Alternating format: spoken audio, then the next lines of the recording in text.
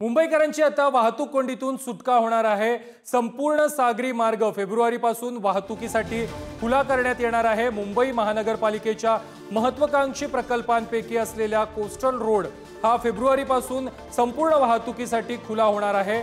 60 metre लांब आणि 560 टनांचा girder जोडण्याचं काम पूर्ण झालेलं आहे। मरीन ड्राइव्ह ते वांद्रे हा प्रवास अवघ्या 12 मिनिटात करता येणार आहे आणि याचाच आढावा घेतलेला आहे आमच्या प्रतिनिधी शिल्पा नरवडे यांनी। मुंबई महानगरपालिकेच्या महत्त्वाकांक्षी प्रकल्पांपैकी एक असलेला कोस्टल रोडचा प्रकल्प हा टप्प्याटप्प्याने प्रवाशांच्या नागरिकांच्या सेवेत येत आहे। सध्या आपण कोस्टल रोडवरच उभे आहोत आणि तुम्ही बघू शकता कोस्टल रोडचं काम अनेक ठिकाणी सुरू असलेलं पाहायला मिळत आहे। मुंबईची वाहतूक कोंडीतून मुक्तता करणारा सागरी मार्ग प्रकल्पावरील मरीन ड्राइव्ह वरून वांद्रेकडे जाणाऱ्या दिशेला जोडणारा तिसरा आणि शेवटचा गर्डर बसविण्याचे काम पूर्ण झालेले आहे।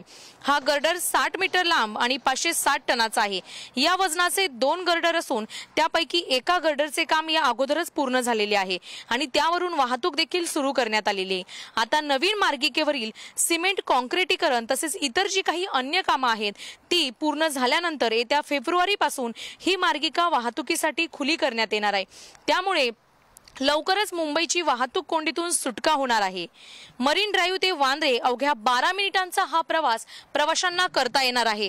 त्यामुळे फेब्रुवारी महिन्यापासून ही मार्गिका खुली झाल्यानंतर संपूर्ण कोस्टल रोडवरून प्रवाशांना प्रवास करता येणार आहे। प्रवाशांसाठी ही महत्त्वाची बातमी आहे।